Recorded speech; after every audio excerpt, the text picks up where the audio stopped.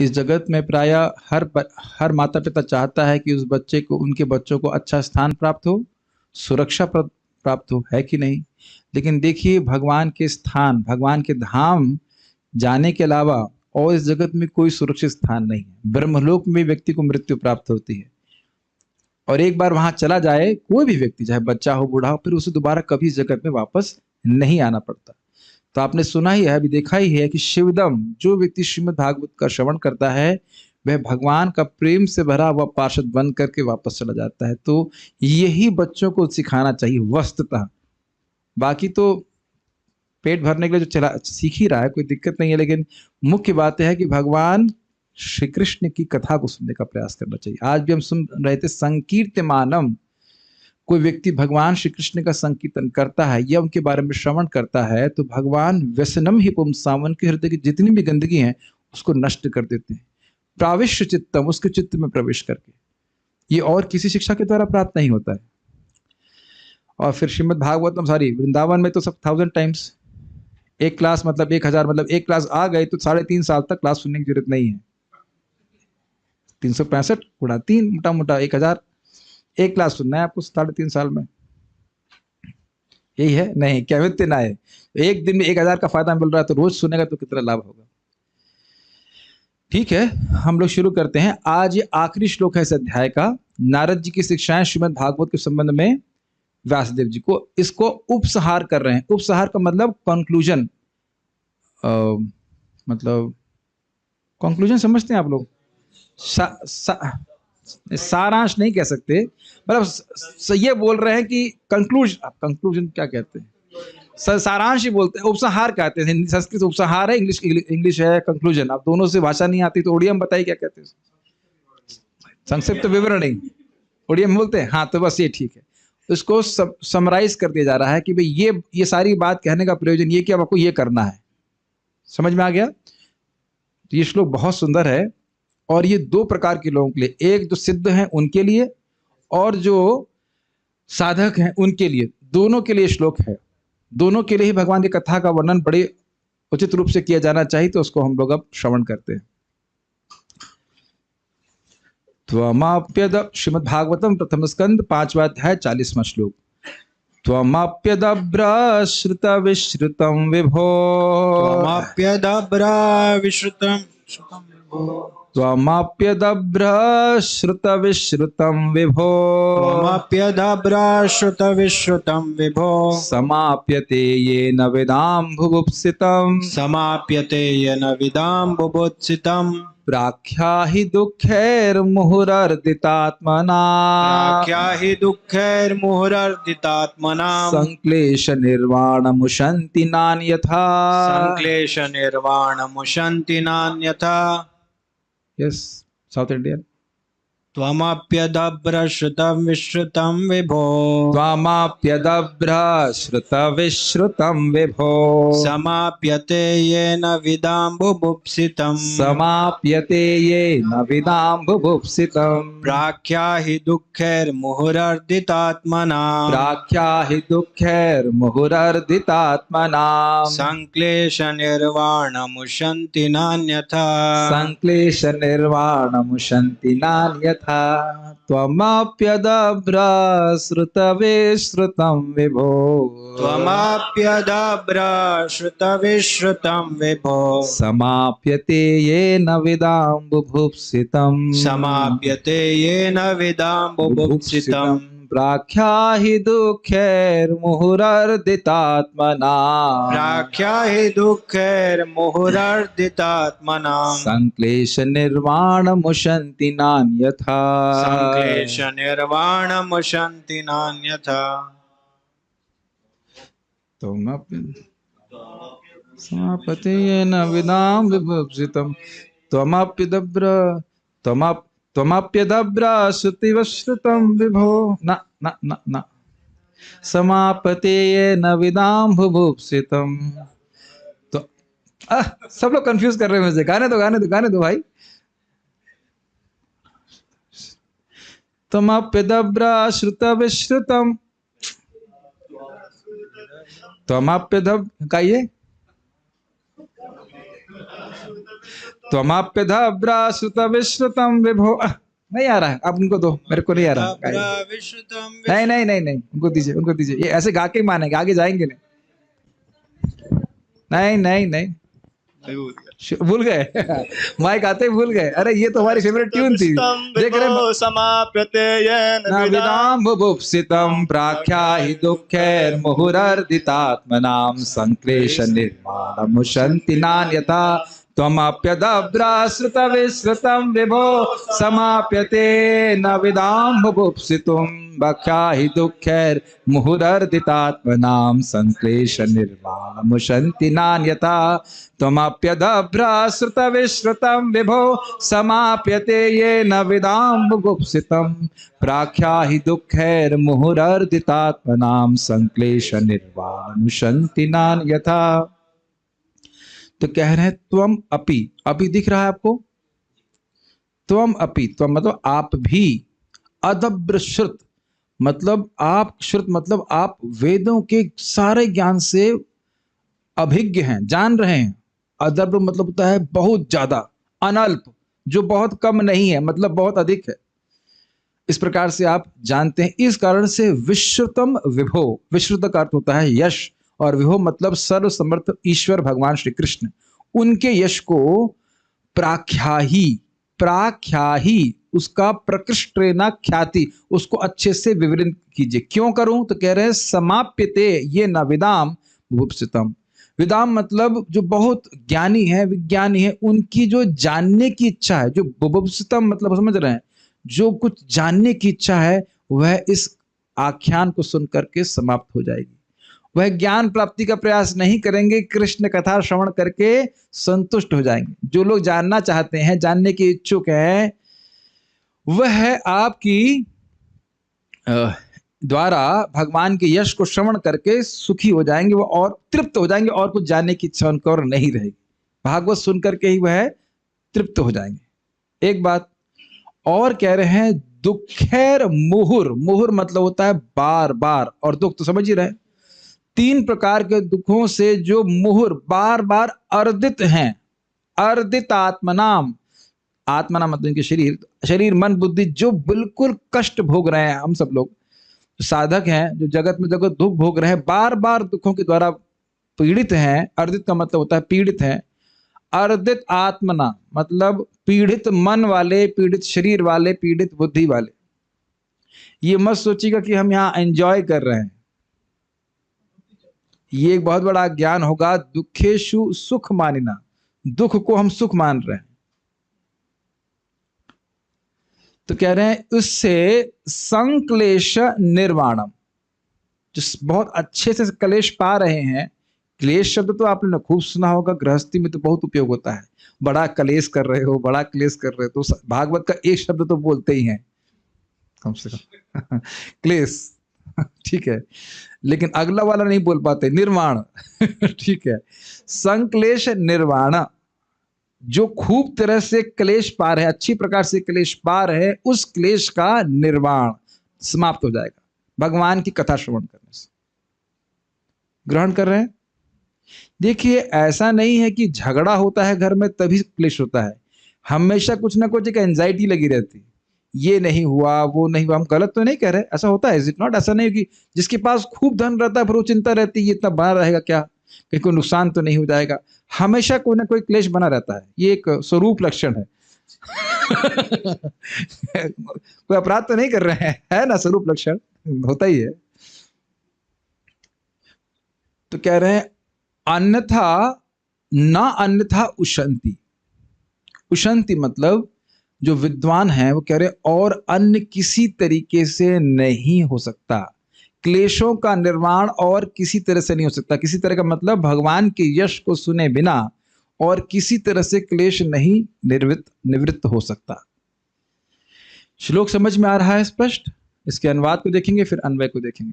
आज मुझे प्रसन्नता है कि हमारी भगवती दीदी भी आई हैं। मैं सोच रहा था कि जब सुभद्रा दीदी आ सकती हैं तो भगवती दीदी भी आ सकती हैं भागवत में। अब पहली बार भागवत में बैठ रही हैं यहाँ पे, थैंक यू सो मच। रोज आपको यहाँ पे कोई पैसा नहीं लगता बेटा, आप रोज आ सुन सकती है, ठीक है, ओके।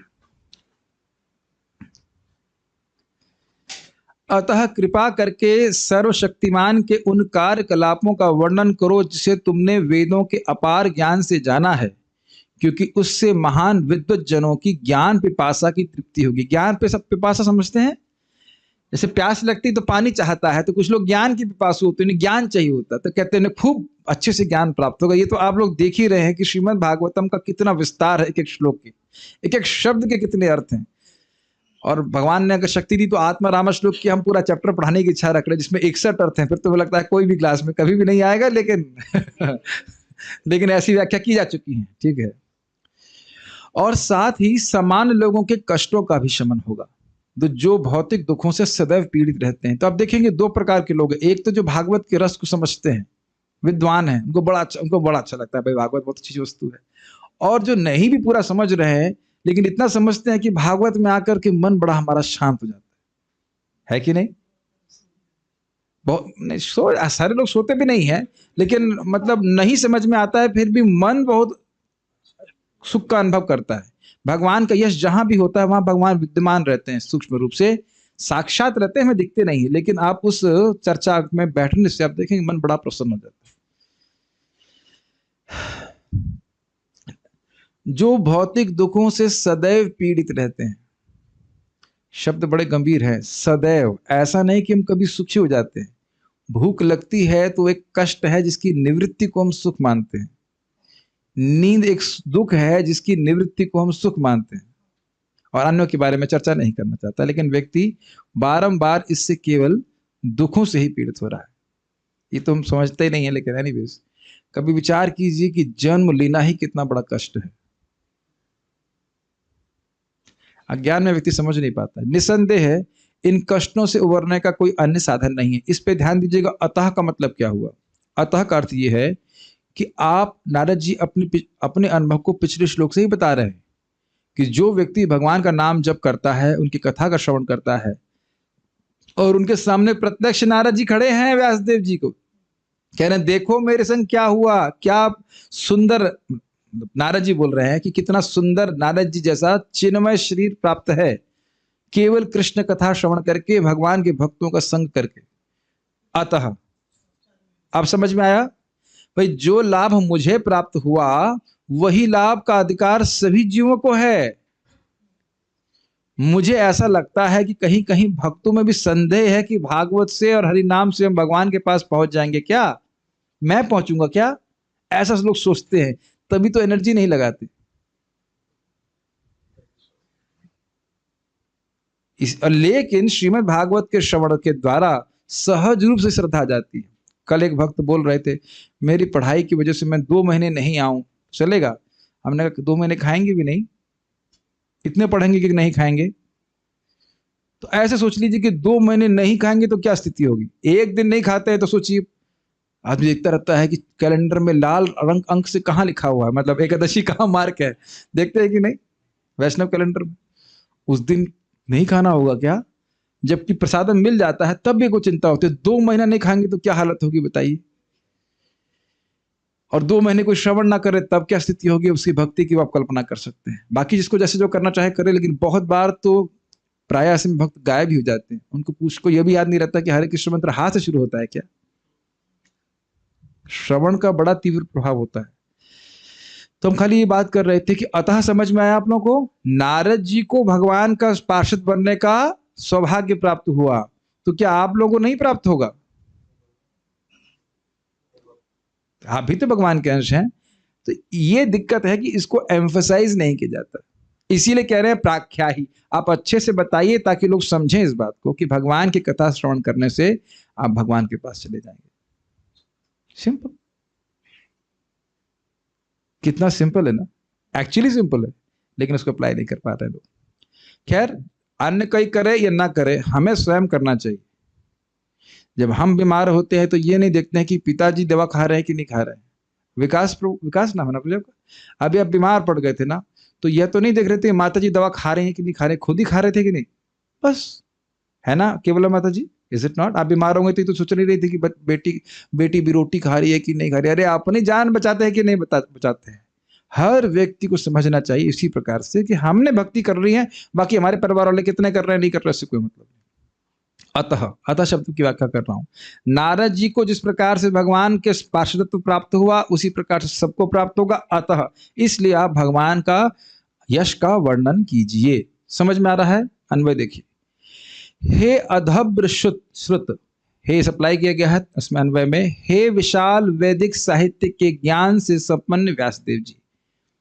भाई स्वाभाविक सी बात है, भगवान का यश अगर आपको प्रस्तुत करना है तो वैदिक ग्रंथों का तो ज्ञान होना ही चाहिए, उसी में भगवान का यश दिया हुआ है। तो इसलिए कह रहे हैं, ये अधब्र शुद्ध का अर्थ समझ रहे हैं, आपने अच्छे से गुरुओं से सुना है, अध्ययन किया है, आप समर्थ हैं भगवान का यश प्रस्तुत करने में, इसलिए आप उसको प्रस्तुत कीजिए।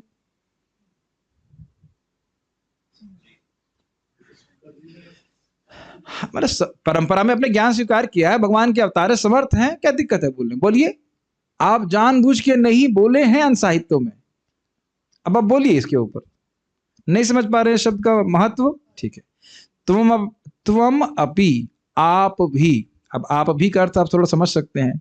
नारद जी ने भगवान का नाम का मंत्र बताया था, नामात्मक मंत्र बताया था, संकर्षणाय इत्यादि। तो उन्होंने यहाँ भी हमने सुना था कि नारद पांचरात्र उन्होंने लिखा था, जिसमें भगवान की महिमा का वर्णन है। आप भी, अब समझ में आ गया? नारद जी व्यासदेव के गुरु हैं, तो नारद जी कह रहे हैं कि मैंने पांचरात्र से केवल कृष्ण की महिमा का ही वर्णन किया है, भक्ति का वर्णन किया है। आप भी अन्य विषयों को छोड़ करके केवल भगवान के यश का ही वर्णन कीजिए। अब समझ में आया तुमपि का अर्थ? अब मैं समझता हूं कि यहाँ जो विद्वान जन हैं उनकी ज्ञान की पिपासा को शांत हो रही होगी, है कि नहीं? एक एक शब्द कितना महत्वपूर्ण। तुमपि, मैं कर रहा हूं, आप भी करो, यही बात बोल रहे हैं। विभो, सर्वशक्तिमान भगवान के, विभु का अर्थ ही होता है सर्व समर्थ, जो सब कुछ करने में समर्थ है, वो भगवान। विश्रुतम अर्थात यश का आख्या ही सम्यक रूप से वर्णन कीजिए। मेरे ख्याल से पाठ भेद हो गया है, प्राख्या ही था, वहां प्राख्या ही लिख लीजिए, तो वही की बात है, अच्छे से वर्णन कीजिए। मतलब भगवान कृष्ण के यश के अलावा उस ग्रंथ में और कुछ होना ही नहीं चाहिए, और यही भागवत है। हम कल इसको रिवाइज कराएंगे, तब देखिएगा एक एक श्लोक भगवान की भक्ति या भगवान के महिमा का ही वर्णन है। अब देख लीजिएगा उससे क्या होगा। तो कह रहे ये ना, जिसके द्वारा विदाम अर्थात विद्वानों की, विद समझते हैं, विद मतलब होता है जानना, ज्ञान, विद्वान, विदाम अर्थ समझ में आ गया, विदान विद्वानों की, बुभुप्सितम दिव्य ज्ञान को सीखने की इच्छा। कितना सुंदर शब्द है। बुभुप्सितम का एक और शब्द संस्कृत में आता है जिसको कहते हैं भूखा होना, भूखा, खाने की भूख होना, उसको क्या कहते हैं संस्कृत में? नहीं, जुगुप्सितम तो मतलब खराब होता है, अब याद नहीं आ रहा है शब्द को क्या कहते हैं। एनीहाउ, एक होता है मुमुक्षु, जो मोक्ष की इच्छा रखता है। एक होता है बुभुक्षु, बुभुक्षु होता है कुछ भोग की, या बुभुक्षु का अर्थ यहाँ पे हो गया जो ज्ञान की इच्छा रखता है। यहाँ पे लिखा है बुभुप्सितम, समझ में आ रहा? जिनकी दिव्य ज्ञान को जानने की इच्छा है, उनकी इच्छा समाप्यते अर्थात संतुष्ट हो जाएगी, पर तृप्त हो जाएंगे श्रीमद् भागवत का श्रवण करके। और आप देख ही रहे हैं श्रीमद् भागवतम को, बहुत सुंदर बात है। महाराज जी से क्या बात महाराज बोल रहे थे, बहुत सिंपल बात है, बड़ी गंभीर कह रहे हैं। भागवत तो भक्तों के समाज में ही बोली जा सकती है, जिसकी बहुत उत्कृष्ट चेतना है वही श्रीमद् भागवतम को समझ सकता है। आपको शायद ऐसा लगेगा कि हम क्या कर रहे हैं, ये बताइए कि जब सुखदेव गोस्वामी जो कि व्यासदेव के पुत्र हैं, वह व्यासदेव जो स्वयं भगवान के अवतार हैं और उनसे कहीं कहीं श्रेष्ठ, श्रेष्ठ मतलब उम्र में वयोवृद्ध होने की दृष्टि से जितने ऋषि मुनि हैं, वह सब श्रीमद् भागवतम का श्रवण कर रहे हैं, तो हम किस खेत की मूली हैं? हमको तो बहुत ज्यादा आवश्यकता है भागवतम सुनने की। Does it make sense? मैं तो बार बार इस बात का स्मरण करता हूं कि महाराज जी बात की, जो सर्वत्र निरपेक्ष सुखदेव गोस्वामी है, वह श्रीमद् भागवतम की उपेक्षा नहीं करी की है। प्रश्न उठा था ना कि वह बैठे कैसे, वह तो आधे घंटे के लिए भी नहीं रुकते थे और पूरा 18,000 श्लोक सुनाकर सुनाने बैठ गए। तो आप समझ रहे हैं ना, जो जानने की इच्छा है, कुछ ग्रहण कर रहे हैं। सुखदेव गोस्वामी इस जगत में किसी भी चीज की अपेक्षा नहीं करते थे, किसी वस्तु की अपेक्षा नहीं करते थे, फिर भी श्रीमद् भागवतम को श्रवण करने के लिए वो बैठे। 18,000 श्लोक सुनने में भी तो समय लगा होगा। कुछ ग्रहण कर रहे हैं बात? विदाम बुभुप्सितम, ब्रह्मविद थे, ब्रह्मनिष्ठ थे, वह भी उनको वो भी बड़े संतुष्ट हुए श्रीमद् भागवतम को श्रवण कर। आप लोगों ने शायद अनुभव किया होगा कि जैसे मुझे प्रभु जी बता रहे थे कि आप दो लोग तो हैं ही इसमें फील्ड में, सीए वाले फील्ड में, कि हर बार नई नई पॉलिसी आती हैं तो उसके जानने के लिए इच्छुक हो जाते होंगे आप लोग, भुभुप्सितम, ठीक है। लेकिन उसको जानने के बाद लगता है ना कि बस अब ये नियम पालन हमने सीख लिए, अब हम और कुछ नहीं जानना चाहते। ऐसा होता है? ऐसा नहीं होता। वो आप ही के संग नहीं, किसी भी संग होता है। हम लोग भी इच्छुक थे कि हम कैलकुलस पढ़े, ये पढ़े, वो पढ़े, पढ़ के सब बोर हो जाता है। लेकिन श्रीमद् भागवतम इस प्रकार से नहीं। जितना हम प्रगति करेंगे श्रीमद् भागवतम के अर्थों को और अधिक हम समझ पाएंगे। तो कह रहे हैं, इसलिए कह रहे कोई इसको एक बार स्वाद चख लेगा तो वो अब और कोई चर्चा नहीं करना चाहेगा। ध्यान दीजिएगा कि आज भी और अनंत काल तक श्रीमद् भागवतम का प्रवचन हर ग्रहों पे चलता रहता है। शिव जी भी भागवत बोलते रहते हैं, पता है आपको। एक मुख से भागवत बोलते हैं, एक मुख से राम राम बोलते रहते हैं। उनको डिस्टर्ब नहीं होता है, नहीं, वो सब कुछ कर लेते हैं। नारद जी इधर भी सुनते हैं, उधर भी सुनते हैं, सब जगह सुन रहे होते हैं। तो इसके लिए रुचि डेवलप करनी पड़ेगी। हो ही जाएगी सुनने से। समाप्यते मतलब संतुष्ट हो जाएगी, खूब प्रसन्न हो जाएंगे और कुछ अनुशीलन नहीं करेंगे। यत, और जिससे, ये तो हो गया ज्ञानियों को फायदा। अब हमारा फायदा क्या होगा देखिए। यत मतलब जिससे दुख है, तीन प्रकार के दुखों से। कौन से हैं? आदि दैविक, आदि भौतिक और आध्यात्मिक। देवताओं द्वारा कष्ट, अन्य लोगों के द्वारा कष्ट, और अपने मन और शरीर से ही होने वाले कष्ट, जिनसे मुह अर्थात सदैव। मुह का मतलब बारंबार। ऐसा नहीं है कि एक कष्ट रुक जाता है तो उसके बाद कोई कष्ट नहीं होता। मुझे इस पे हंसी आती है। हमारे एक गुरु भाई थे, जो होटल में एक वैद्य हैं, नाहर सिंह जी, उनके पास गए और बोले बस अब तुम्हारा ये इलाज हो जाएगा, तुम ठीक हो जाओगे। तो उनके मन में आ गया कि हमको बीमार नहीं पड़ेंगे। तो पेट ठीक हो गया तो देखा दांत में दर्द शुरू हो गया। तो ऐसा हम लोग सोचते हैं कि हमारा ये अंग ठीक हो गया है, अब हमें कोई प्रॉब्लम नहीं रहेगी। ऐसा नहीं होता है। वो अंग सही हुआ है ताकि दूसरे अंग को मौका दे दुख देने के लिए, है कि नहीं। और सारे अंग कभी कभी एक साथ भी दुख देते हैं, वो अभी स्ट्राइक पे चले जाते हैं एक साथ, है ना। छोटा सा विचार कीजिए इसी पे, मुह अर्धतात्म नाम के ऊपर, कि हमारे दाएं पांव के छोटे वाली उंगली के नाखून के पर आपने कितना ध्यान किया है? कोई ध्यान नहीं देता ना। आपको स्मरण भी नहीं होगा। अब नाखून उखड़ जाए तो पूरा ध्यान उधर रहेगा। तो आप देख सकते हैं कि हमारे शरीर का एक अंग सुख देने में तो बहुत प्रैक्टिकली नेग्लिजिबल है ही नहीं, सुख दे सकता, लेकिन दुख देने में बड़ा एक्सपर्ट। सोचे हैं कभी इस तरह से? नहीं सोचते। नाक के अंदर के बाल के बारे में कभी सोचा है आपने? कभी नहीं सोचा होगा। लेकिन वो उखड़ जाए फिर देखिए अंदर कोई वो क्या कहते हैं उसको, फोड़ा हो जाता है, कितना कष्ट होता है। और शरीर के बालों के बारे में तो सोचते नहीं, जो शरीर में बाल है, लेकिन कहीं बल तोड़ हो जाए तब कितना सोचेंगे उसके बारे में, उस छोटे से स्थान के बारे में। तो यह सोचना कि हमारा शरीर हमें सुख देने के लिए बहुत बड़ी मूर्ता है। इस शरीर को एक गाड़ी की तरह उपयोग करना चाहिए भगवान के पास पहुंचने के लिए, बस। तो कह रहे हैं मुह अर्धितात्मा नाम, सदैव पीड़ित जन समूह के लिए, चाहे वो धन वाला हो चाहे वो कम धन वाला हो, सब लोग दुखी हैं। इस बात को आप प्रत्यक्ष देख सकते हैं। टेंशन में, हमेशा टेंशन में रहते हैं। और बल्कि आप देखेंगे धनी लोग, हम तो आंखों से देखे थे, ज्यादा टेंशन में रहते हैं। जिसके पास 1 करोड़ है वही तो 1 करोड़ खोने के दुख को अनुभव कर सकता है ना। नहीं, किसी व्यक्ति विशेष पे कटाक्ष कर भी रहे हैं और नहीं भी कर रहे हैं, लेकिन लेकिन जिसके पास 1 करोड़ है वही दुखी होगा ना। अरे मेरे 1 करोड़ चले गए, आएंगे कि नहीं आएंगे, आएंगे कि नहीं, ऐसे करके, ठीक। तो इस प्रकार से दुखी है। तो संक्लेश, सम्यक क्लेश मतलब बहुत क्लेश पा रहे हैं, तो उन कष्टों का निर्वाणम अर्थात शमन हो जाएगा। तो 2 प्रकार के लोगों का लाभ दिख पा रहे हैं। एक विद्वान जनों का, जो जगत से कुछ नहीं चाहिए, जगत से कुछ नहीं चाहिए लेकिन दिव्य ज्ञान चाहिए, तो उनके भाग वो संतुष्ट करेगी। और जो जगत के कष्ट में पड़े हुए हैं, भोगों में रचे पचे होने के कारण दुख प्राप्त कर रहे हैं, उनको भी श्रीमद् भागवतम सुख देने वाली है।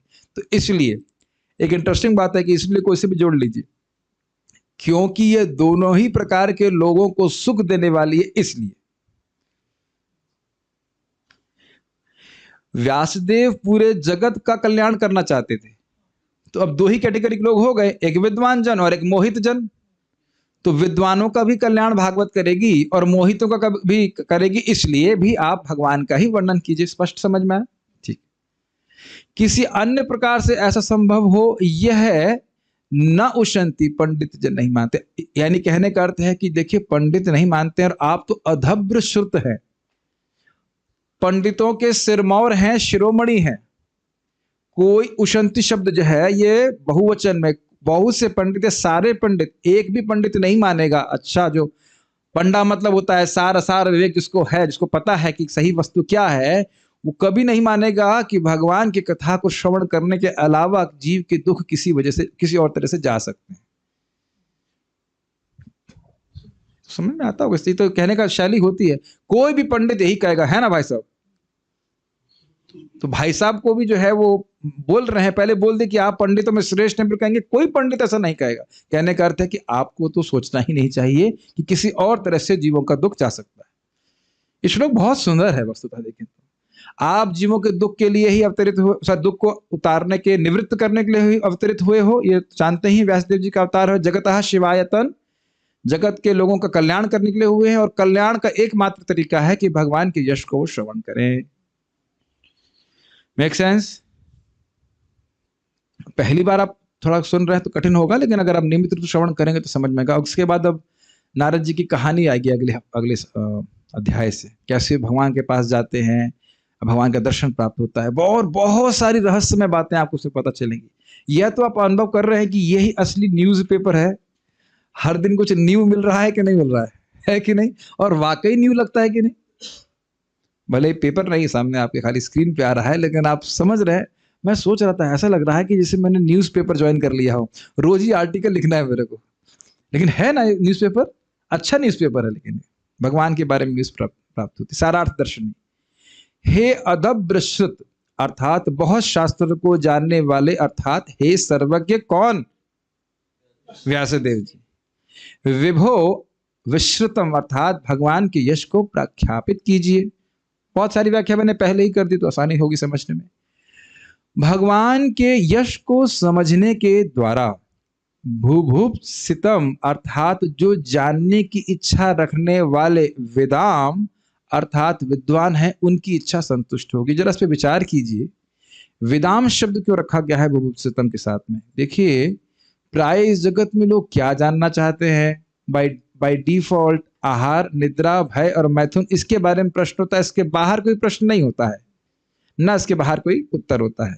इसीलिए कह रहे हैं वेदाम भुभुप्सितम, मतलब जो दिव्य ज्ञान की इच्छा रखते हैं, भगवान कौन है, उनसे मेरा क्या संबंध है, ये प्रश्न भी नहीं करते कोई कि मेरा भगवान से क्या संबंध है। मानते हैं ना कि आप, हमारे चित्त में कभी प्रश्न ही नहीं आता कि भगवान से मेरा संबंध क्या, जबकि है। केवल व्यक्ति अपने इंद्रिय तृप्ति के बारे में ही प्रश्न करता है। तो ऐसे लोग बहुत रेयर होते हैं, मतलब बहुत कम होते हैं जो वेदाम भुभुप्सित हो, विद्वान हैं, वो समझ गए इस जगत में कोई सुख नहीं है, भगवान के चरण कमलों में सुख है, तो उसको जानने की इच्छा रखते हैं। और मैं समझता हूं कि आप लोग कुछ कुछ तो वेदाम भुभुप्सितम हो गए होंगे। Is it not? कि महाप्रभु ने ये क्यों किया, चैतन्य महाप्रभु ने ये क्यों किया, भगवान कृष्ण यह लीला क्यों कर रहे हैं, या इनका तत्व क्या है, इस शब्द का अर्थ क्या है।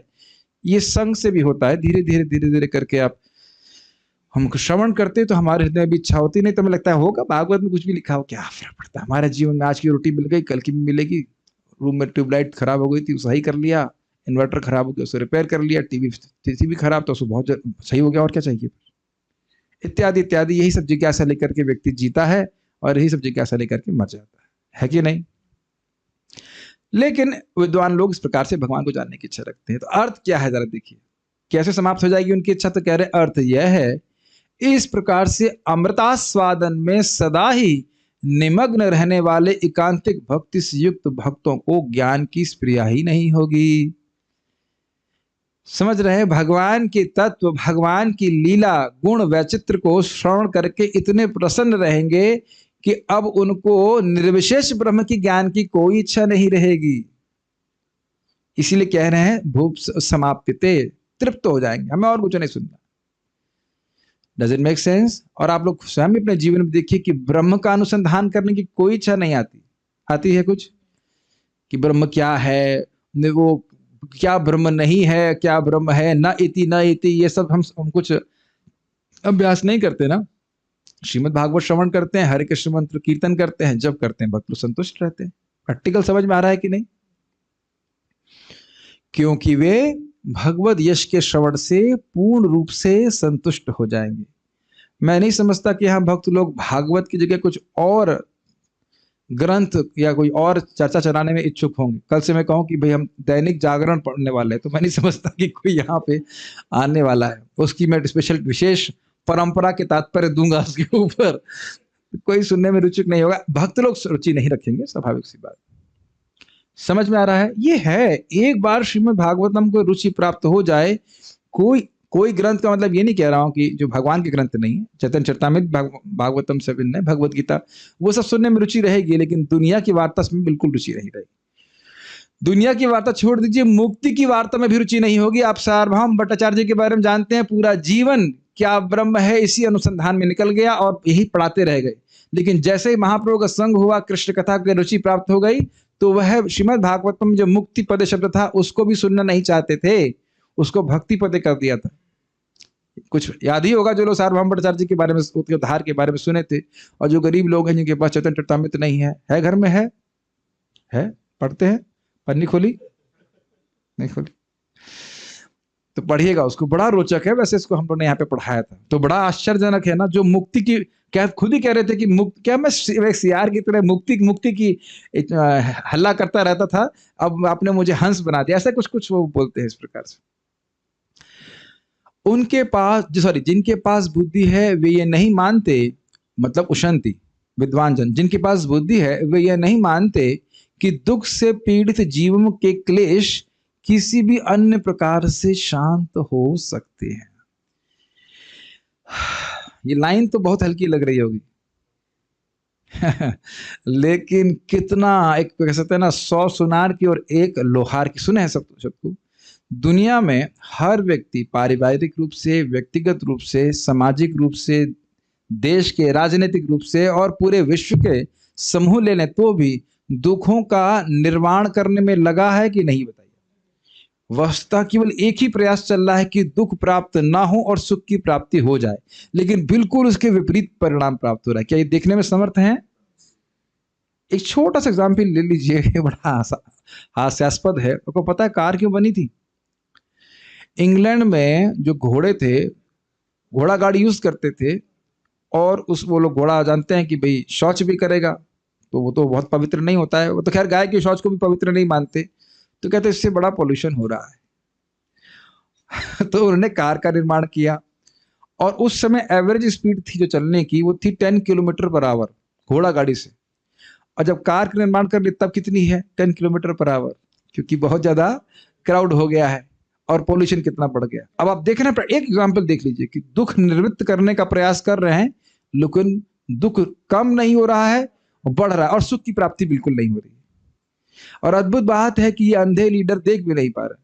हम कार के अगेंस्ट या फॉर नहीं बोल रहे हैं, खाली ये बोल रहे हैं कि भगवान से विद्रोह करके जितनी भी नियम बनाए जा रहे हैं, प्रभुपाद पहले समझा चुके हैं, माया उसको ध्वस्त करने में बहुत सक्षम है।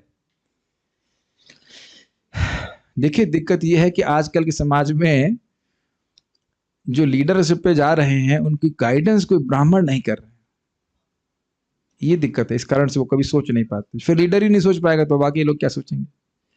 समझ में आ रहा है ये बात? जब तक व्यक्ति भगवान के श्रवण कीर्तन में नहीं लगता है, भगवान के प्रति प्रेम जागृत नहीं करता है, तो माया पीटेगी ही, पीटती आई है और पीटेगी भी। कोई शरीर में कष्ट होगा या मन का कष्ट होगा या कुछ ना कुछ चलेगा। आपको पता हो कि बहुत बार लोग जो स्वस्थ होते हैं वह भी आत्महत्या कर लेते हैं, पता है? शरीर में कोई रोग नहीं होता, लेकिन मन से भी कुछ खास पीड़ित नहीं होते, बस कुछ एक इल्यूजन रहता है। मुझे याद है जब मैं फर्स्ट ईयर में था, सेकंड सेमेस्टर की बात होगी या फर्स्ट सेमेस्टर की बात होगी, एक लड़की थी, मैंने सुना, नाम नहीं जानता, IIT बॉम्बे में, मतलब 2003 बैच में, उसका एक बी लग गया था, उसने आत्महत्या कर ली। हमने कहा हम तो यहाँ चाहे बी लगे चाहे सी लगे, हम तो आत्मरामस्य मुनि हो निग्रंथ रूप क्रवे, ये श्लोक याद, प्रभु जी ने याद करवाया था ना, इसलिए याद था। कुर्वन्त हेतुकं भक्ति मिथ्यम मुक्त गुणो हरि, कोई चिंता नहीं है, और लोग इसके लिए मरे जा रहे हैं। फिर जब फाइनल ईयर में था या थर्ड ईयर में था, तब एक लड़के ने आत्महत्या कर ली, उसके कहीं फेल लग गया होगा ऐसे करके। तो देख रहे हैं ना कि प्रतिष्ठित संस्थान में होते हुए भी व्यक्ति इस प्रकार से दुखी है। और आपने सुना ही था ना, वो यहाँ बांदा का था, कहाँ का, तो IAS ऑफिसर था वो, जो मुझे याद नहीं है कहाँ का था, लेकिन उसने आत्महत्या कर ली। और वो IAS में फर्स्ट रैंक लेके आया था जब उसकी एंट्रेंस थी। तो सोच लीजिए इतने बड़े बड़े लोग क्यों आत्महत्या कर रहे हैं, परेशान क्यों है? आजकल डिप्रेशन तो छोटे छोटे बच्चों को हो जाता है, बच्चे मतलब 19 साल का तो मैं बच्चा ही बोलूंगा, 19-20 साल के लोगों को डिप्रेशन हो जा रहा है, बताइए। तो आप देख रहे हैं ना, और भगवान की कथा सुनने से व्यक्ति किस प्रकार से प्रसन्न हो जाता है, तो आप देख ही रहे हैं, यहाँ पे इसमें कोई कठिनाई तो है नहीं। ठीक है, बाल प्रबोधिनी निर्धारित उत्तर देते हुए उपसंहार कर रहे हैं। निर्धारित मतलब निष्कर्ष प्रस्तुत कर रहे हैं कि भाई करना क्या, सारी 100 बात की एक बात, ये समझते हैं इसका अर्थ? तो क्या 100 बात की एक बात यह है कि आपको भगवान की यश का वर्णन करना है। हे अधब्र श्रुत अर्थात आप बहुवेद आदि का श्रवण किए हैं, बहुत सारी बात जानते हैं, इसलिए भगवान के यश का कीर्तन करने में आप असमर्थ नहीं हैं, यह सूचित होता है। मतलब व्यासदेव जी आप ऐसा नहीं कह सकते हो कि आप मैं कैसे लिखूं, आप सब जानते हो, लिख सकते हो। अब देखिए विभो का अर्थ क्या ले रहे हैं। विभो अर्थात विविध रूप से जो भगवान क्रीड़ा करते हैं। विविध रूप समझ में आया, कभी नरसिंह रूप में आते हैं, कभी वह वराह रूप में आ रहे हैं, कभी स्त्री बन जाते हैं। जो पुरुष है, गोविंदम आदि पुरुष है, वो आदि स्त्री बन जाते हैं, वह मोहिनी बन जाते हैं। आपको पता है मोहिनी की पूजा कौन करती है? माया देवी करती है। बृहत भागवतमृत में वर्णन आता है इस प्रकार से, सुना था ना ये चीज। ठीक है, और कौन से रूप में आते हैं? हंस बन जाते हैं। अब वैसे आप कभी सोचिए कि हंस आपको कोई भागवत बोल रहे तो कितना अजीब सा लगेगा ना, क्वाइट अमेजिंग। हम लोग कभी सोचते नहीं है हंस बोल रहा है श्रीमद् भागवतम 11वें स्कंद में आता है। और कभी एक भिक्षुक बन जाते हैं, जैसे कि प्रहलाद महाराज को उनने ज्ञान दिया था, क्या नाम था उनका, दत्तात्रेय भगवान ने। एकदम पढ़े हुए हैं, बिल्कुल ऐसा जैसे कुछ मतलब ही नहीं, जगह पागल जैसे हैं, लेकिन प्रहलाद को दिव्य ज्ञान प्रदान कर रहे हैं। उनके बारे में भी हमने श्रवण किया। और अन्य शक्ताएं अवतारों के द्वारा भी भगवान अवतरित होते ही हैं। तो इस प्रकार से भगवान क्रीड़ा करते हैं, अर्थात लीला करते हैं। वे कर्माधीन होकर के कार्य नहीं करते, इसलिए कह रहे हैं विभो, सर्व समर्थ है, इसलिए विभिन्न स्वरूपों में प्रकट हो रहे हैं। अभी भी समझ में नहीं आ रहा क्या हम लोग विभिन्न जन्मों में क्रीड़ा कर रहे हैं? समझ रहे हैं ना? थोड़ा इधर देखिए कि हमारे लिए कितना अशक्य है, हम कितने असमर्थ हैं। हम कहते हैं कि भाई समुद्र अगले जन्म में आप जब शादी, फॉर एग्जाम्पल आप शादी करेंगे तो मैं आपका बच्चा बनूंगा, ऐसा हो सकता है? कोई बोल सकता है? एक माता जी डिवोटी हैं, उनके पति बड़े, मेरा शरीर छोड़ने से पहले या कुछ समय पहले बोले तुम कितनी अच्छी पत्नी हो, जन्म जन्मांतर में तुम्हारी जैसी पत्नी चाहता हूँ। तो माता जी ने बोला नहीं मैं नहीं चाहती मैं भगवान के पास जाना चाहती हूँ, बहुत हो गया और सेवा नहीं करना चाहते। सही उत्तर है यही अच्छा उत्तर है तो अब हम चाहें भी तो किसी का पुत्र नहीं बन सकते ना, लेकिन भगवान ने आशीर्वाद दिया कि हम, क्या नाम था उनका, जिनने सुतपा और प्रश्नि ना, उन्हें तपस्या की तो भगवान ने कहा एक बार नहीं मैं 3 जन्मों तक आपका पुत्र बनूंगा।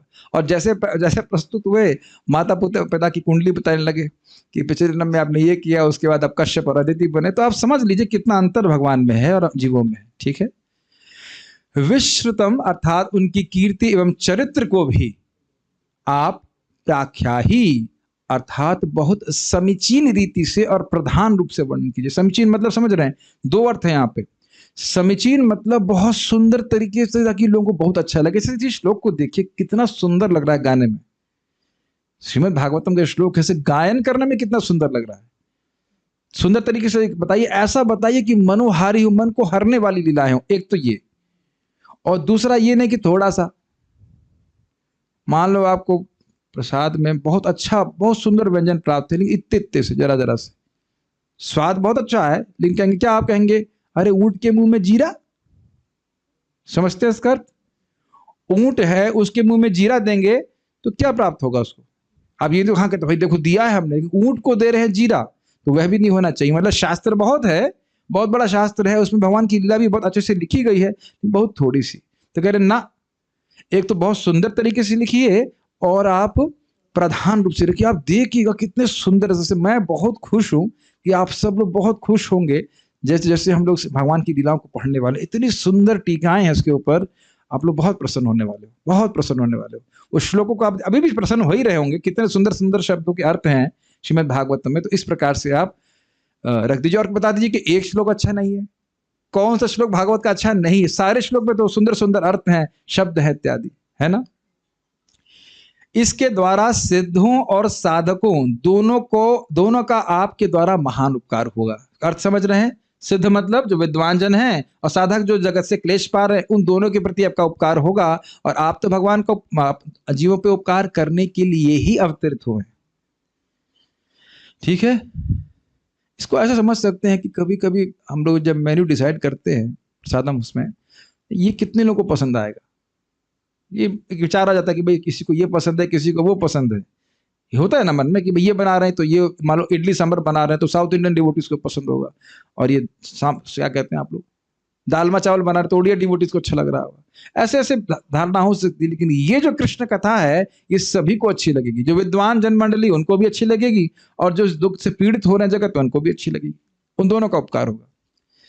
सिद्ध जन भगवान के चरण को जानना चाहते हैं, उनके बारे में जानना की इच्छुक होते हैं, तो इसके वर्णन के द्वारा उनकी इच्छा भी तृप्त होगी, स्पष्ट है। जो साधक हैं उनके लिए तो यह परम साधन है।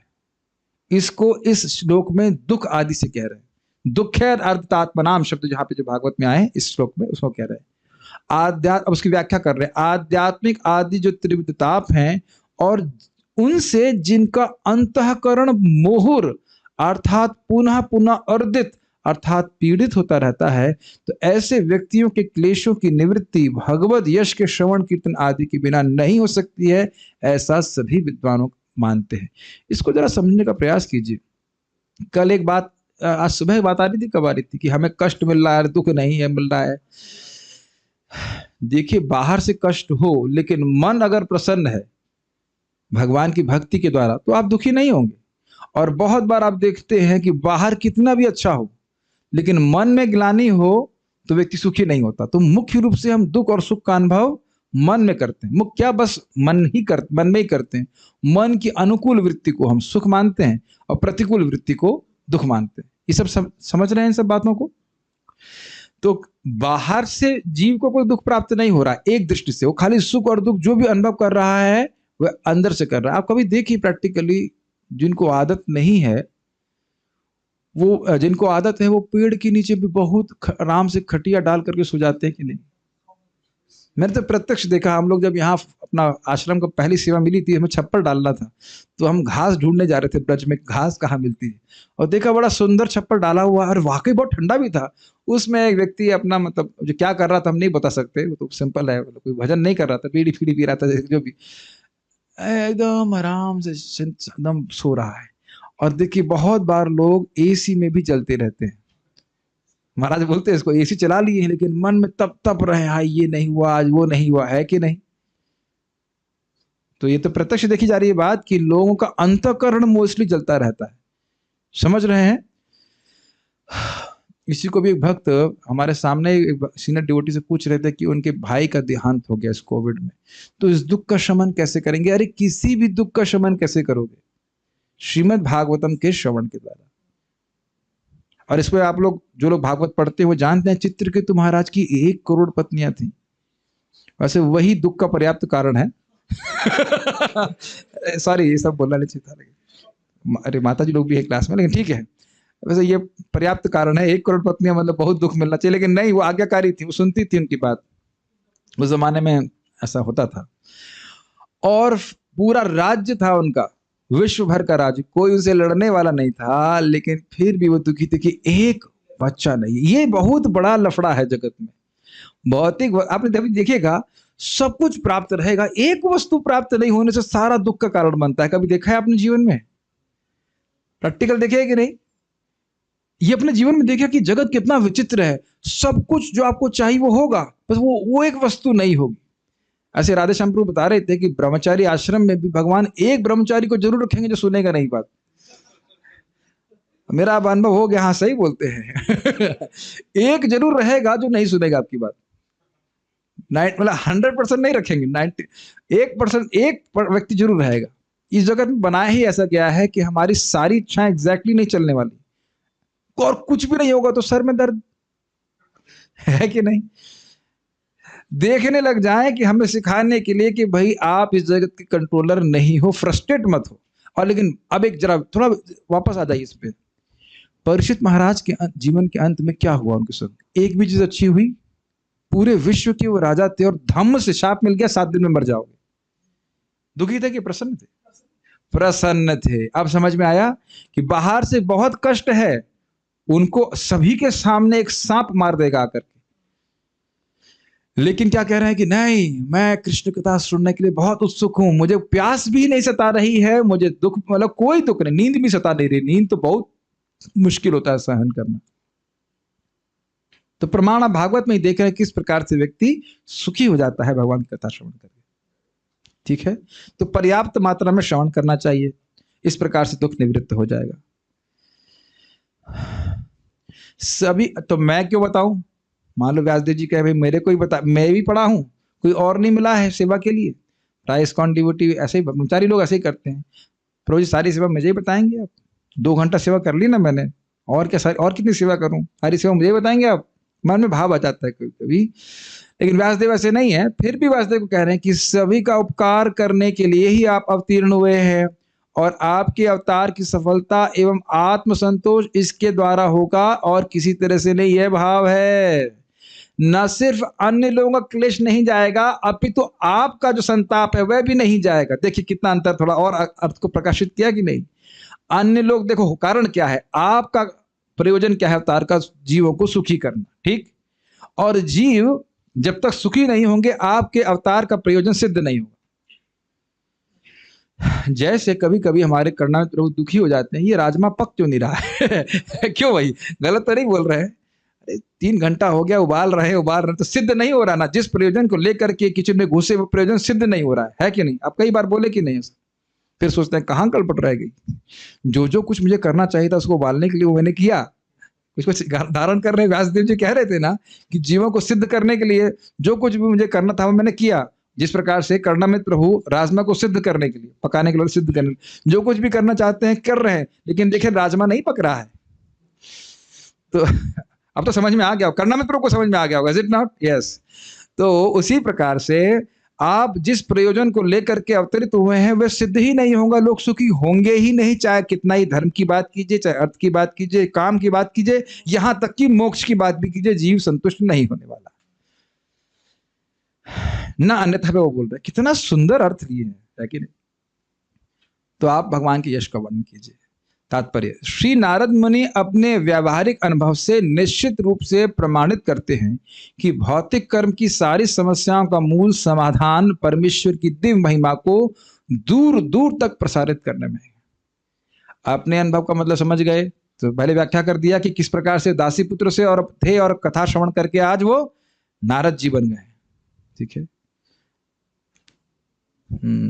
अब इस तात्पर्य को पढ़ करके मैं समझता हूं हर भक्त की हृदय में इच्छा होगी कि श्रीमद् भागवत के संदेश को किंचित मात्र अपनी शक्ति के अनुसार हम अन्यों के पास पहुंचाएं, है कि नहीं। इसी से लोगों का दुख जाने वाला है। सज्जनों की 4 श्रेणियां होती हैं ये इंटरेस्टिंग बात है कि प्रभुपाद जी श्लोक को थोड़ा सा ट्विस्ट करके ग्रहण किए। ट्विस्ट का मतलब क्या है, विदाम मतलब अच्छे लोग, और जो दुख पीड़ प्राप्त होकर रहे हैं जो लोग मतलब वो बुरे लोग। इस तरह से प्रभुपाद व्याख्या कर रहे, बड़ी इंटरेस्टिंग व्याख्या है। सज्जनों की 4 श्रेणियां होती हैं और दुर्जनों की भी इतनी ही श्रेणियां हैं। 4 श्रेणियों के सज्जन सर्वशक्तिमान ईश्वर की सत्ता को तब स्वीकार करते हैं जब वह विपत्ति में पड़ते हैं। तो ये श्लोक 4 प्रकार के लोग होते हैं, तब स्वीकार करते हैं जब 1 2 3 4 श्लोक मेरे पीछे बोलिए, सब जानते हैं। चतुर्विधा भजन्ते माम जना, इसमें भी आलस, श्लोक बोलने में भी आलस, मतलब माइक दूसरा देने में भी आलस, कैसे उन लोग को दुख दूर जाएंगे। चतुर्विधा भजन्ते मां, चतुर्विधा भजन्ते मां जनः सुकृतिनो अर्जुना, जनः सुकृतो अर्जुना, आर्तो जिज्ञासुरर्थार्थी, आर्तो जिज्ञासुरर्थार्थी, ज्ञानी च भरतर्षभ, ज्ञानी च भरतर्षभ। चतुर्विधा 4 प्रकार के लोग भजन्ते मां, मेरा भजन करते। कौन बोल रहा है? भगवान कृष्ण। जनः सुकृतिनो अर्जुना, वो जन जो सुकृतिवान होते हैं अर्जुन, अर्थात जिनके कुछ पुण्य रहता है पहले का। क्या कैटेगरी है? आर्थ, दुखी होते हैं, जिज्ञासु, भगवान के बारे में जानना चाहते हैं, अर्थात धन का प्रयोजन है, या ज्ञानी। तो एक तरह से प्रभुपाद जी ने वो केवल ज्ञानी नहीं लिया, चारों को समेट लिया कि जो भी पुण्यात्मा है वो भगवान के बारे में पास आएगा तो उससे उनका भी लाभ होगा भगवान का यश श्रवण कर करके। समझ में आया? ध्यान दीजिएगा कि आर्त हो लेकिन सुकृतिवान नहीं है तो भगवान के पास नहीं आएगा। सारे दुखी लोग भगवान के पास नहीं आ रहे, किसी बाबा के पास जा रहे हैं। सारे जिज्ञासु भगवान के पास नहीं आ रहे, सारे अर्थार्थी भगवान के पास नहीं आ रहे। तो इसलिए समझना होगा सुकृतिवान होगा तो भगवान के पास आएगा। जब वे विपत्ति में पड़ते हैं, जब उन्हें धन की आवश्यकता होती है, जब वे ज्ञान में बढ़ जाते हैं और तथा जब वे ईश्वर के विषय में अधिक जानना चाहते हैं। आज ही हम एक भक्त बता रहे थे, अभी तो शायद ऑनलाइन होंगे, कल उनका इंटरव्यू करवा देंगे सबके सामने, किस प्रकार से वो कुछ गोविंद रेस्टोरेंट के बारे में बता रहे थे कि वह कुछ तो था कि पहले वो रेस्टोरेंट खोलते थे, उसमें मांस वास बनाते थे तो सब भट्ट हो गया। भक्त ने मना किया कि मत करो ऐसा, नहीं माने, पूरा बिजनेस डाउन।